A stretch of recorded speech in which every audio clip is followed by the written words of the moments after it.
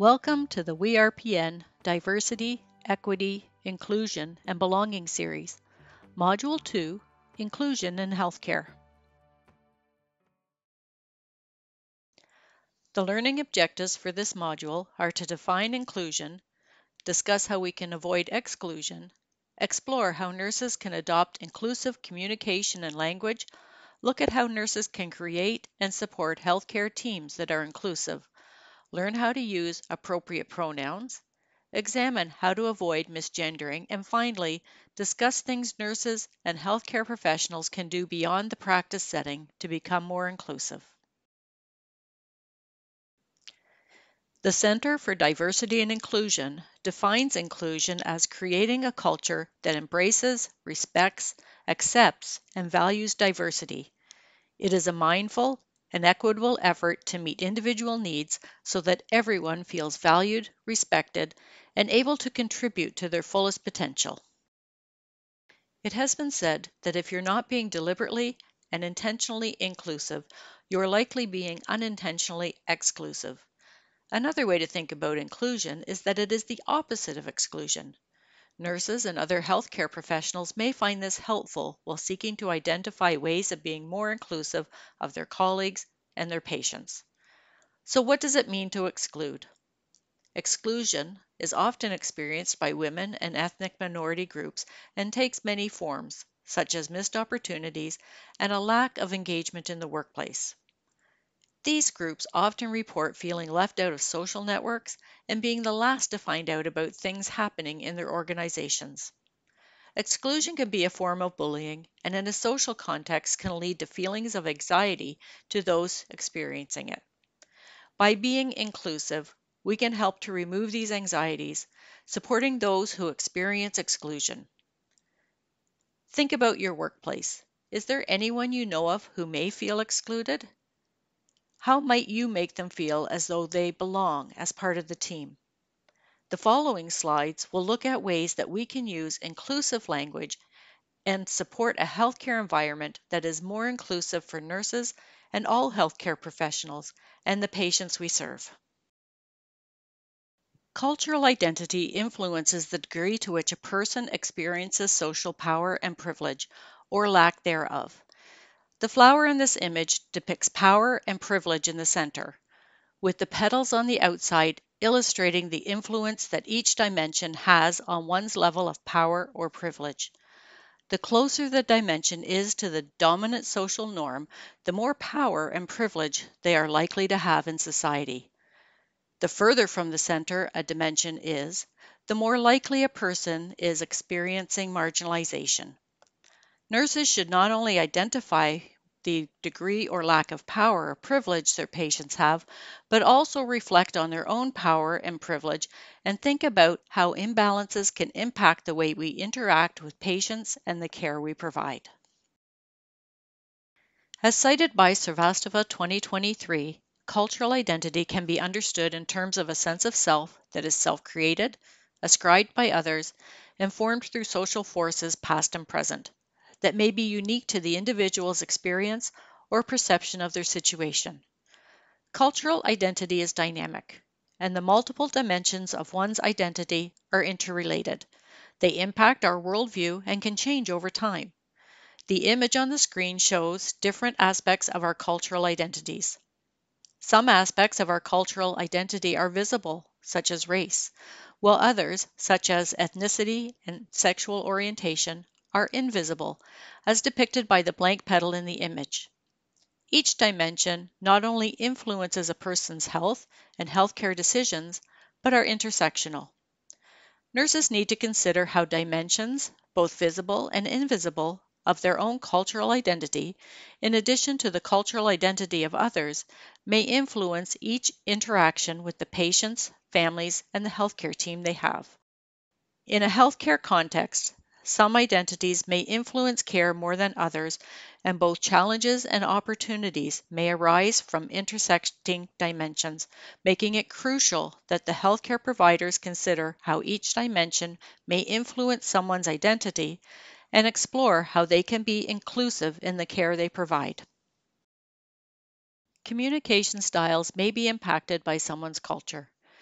Information being conveyed by patients and their families must be effectively received and understood by the healthcare team to enable care that is inclusive and meets the patient's unique needs.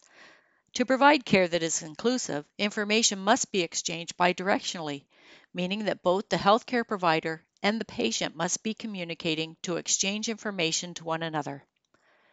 There are a variety of cultural differences in communication styles referenced in the Healthcare Professional's Guide to Cultural Competence.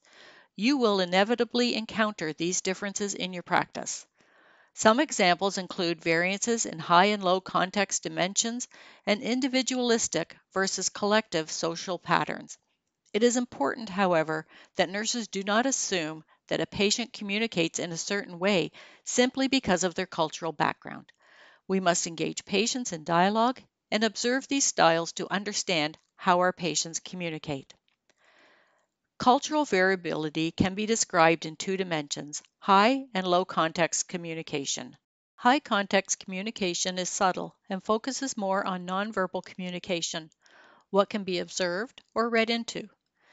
This context places the onus on the receiver of information to understand its context and to decipher the message being communicated, such as interpreting facial expressions, postures, sound, and tone of voice, to name a few examples.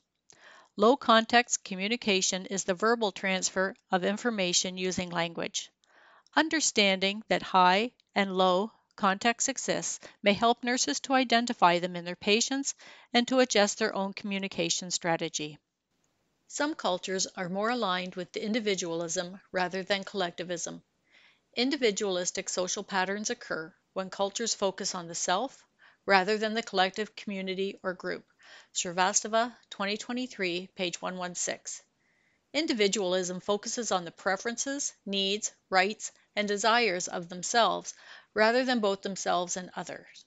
Collectivism is the opposite. Collectivist cultures focus on the group as a whole and typically work to benefit everyone. In collectivist cultures, the group image or face are important, and each member of the group can have an impact on the group's image. Srivastava, 2023, page 117. These differences can influence the decisions patients make about their care, and by recognizing these differences, nurses can better understand their patients and possible reasons behind their decisions. Whether communicating with patients, families, or members of the healthcare team, it is important to ensure that nurses are not making assumptions when choosing what language to use.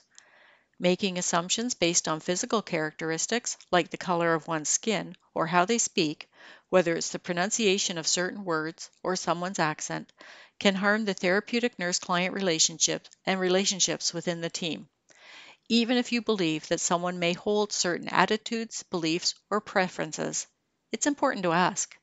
Doing this can help to ensure that we're providing patient-centered care that meets the individual needs of the people we're caring for and promotes inclusion among the healthcare team.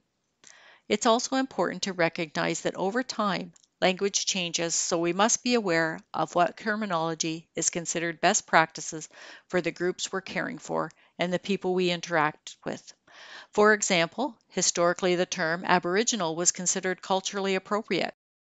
However, today, many Indigenous people across Canada prefer the terms Indigenous, First Nations, Inuit, or Métis, depending on how they identify, and the former term can be perceived as offensive.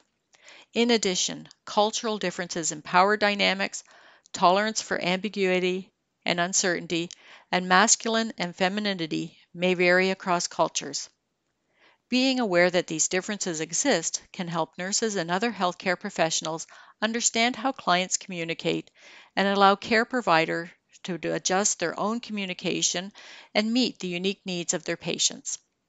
For a list of current best practice terminology that is regularly updated, visit the Government of Canada's Guide on Equity, Diversity, and Inclusion Terminology found in the Resources section of these modules.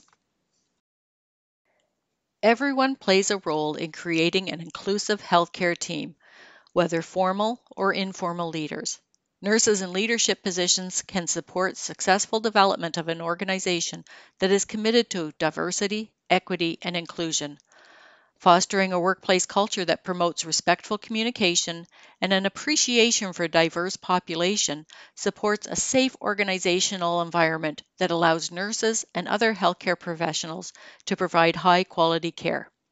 Inclusive workplaces are ones that foster a culture of respect where everyone's contributions are valued equally. It is important to not merely make statements or change the mission and vision statements to reflect DEI principles. Action that puts these principles into practice is important to avoid being disingenuous. It is a process that cannot be forced and requires ongoing training to develop an environment where members of the healthcare team feel safe and are able to reflect on their own personal biases. Nurses are expected to build and maintain respectful relationships within the healthcare team, which includes not labeling people with our own biased opinions and addressing colleagues by their preferred name, title, and pronouns. It's also important to be mindful and understanding of those we're working with and their unique experiences.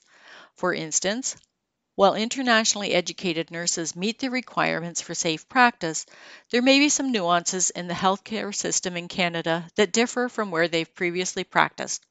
As outlined in the CNO Code of Conduct, we are accountable to support, mentor, and teach members of the healthcare team. Nurses and healthcare professionals at the point of care can support teams that are inclusive for both patients and colleagues by advocating for and seeking training and education to elevate the importance of diversity in the workplace and aid the professional development of team members. As outlined in the CNO Code of Conduct, if nurses notice barriers to diversity or policies that lack inclusion, they must advocate for the removal of these barriers and the development of inclusive policies. Supporting inclusion within the team requires nurses and healthcare professionals to utilize communication and their ability to advocate. Don't be afraid to speak up when you see something that is a barrier to inclusion within the team or the healthcare environment. For example, if it's a policy or procedure or the organization's mission or vision, consider bringing it up to your manager and discussing ways that they could be designed to be more inclusive. Some policies limit the scope of healthcare professionals, and in addition to advocating for policies that promote cultural inclusion, we can advocate for inclusive policies that allow staff to provide care when and where it is needed if they have the knowledge, skill, and judgment and legislative authority to do so. Supporting inclusion for patients in our care means self-reflecting, suspending judgment, and refraining from making decisions based on assumptions or stereotypes we have about a patient's culture. It is important that nurses recognize that a person's personal attributes, identity, and lived experience shape their perspective and ask patients if they're comfortable sharing these experiences. By amplifying the voices of their patients, nurses and other healthcare professionals can support the voices that typically go unheard of due to lower positions of power. In addition, nurses must actively listen and strive to meet the patient's language, cultural, and communication needs, and assess patients' risks for health inequities and how determinants of health may put them at risk. By advocating for culturally safe environments, broadening their own understanding, and developing their cultural competence, nurses can provide care that focuses on their patients' resilience and help them achieve their goals as they progress and navigate through the healthcare system. Pronouns are a small set of words such as I, she, he, you, it, we, or they in language that is used as substitutes for nouns or noun phrases and whose referents are named or understood in context. These are words that we use to address someone without using their name. In addition to gendered pronouns such as she, her, he, him, many people use non-gendered pronouns such as they, them. It is important that nurses and healthcare professionals do not assume that someone's pronouns are based on their physical appearance. It should be made standard practice to ask how someone would like to be addressed. By asking what pronouns people use, we can validate the gender identity and promote cultural safety in healthcare environments. Proper use of pronouns is not only important when addressing someone, but also in documentation. If medical forms or documents ask for someone's pronouns, they should be inclusive and allow people to enter the ones that they prefer. Everyone has the right to self-identify their gender. Misgendering, or referring to someone by a gender they don't identify with, is a form of discrimination, with protections being added to the Ontario Human Rights Code. The College of Nurses of Ontario has also included the use of pronouns in Principle 2 of the CNO Code of Conduct, stating that nurses address clients by their preferred name, title, and pronoun. It is possible that you accidentally use the wrong pronouns, in which case it's important to apologize, correct yourself, and avoid making excuses. Excuses may come off as disingenuous or offensive, so it's best not to dwell on the mistake and to move on after a sincere apology. If you hear someone else use the incorrect pronoun, you should politely correct them, even if the misgendered person is not there. As long as you know that the person uses the pronouns publicly and doesn't use different pronouns with certain groups, it's important to be an ally and recognize that the person may use various pronouns in social groups that they are part of. The context of the conversation is an important consideration. By reviewing these learning modules, you're already taking steps to become more inclusive. Great work! Now it's time to take further steps to ensure that you can provide care that is inclusive to all. As you know, each year the College of Nurses requires all nurses to develop a learning plan through the Quality Assurance Program. Inclusion is an excellent topic that nurses should consider incorporating or making the focus of their quality assurance learning plan if, through self-reflection, they identify it as an area that they have a learning need. It's important to realize that no matter where a nurse is, you are always representing the profession, including in the community.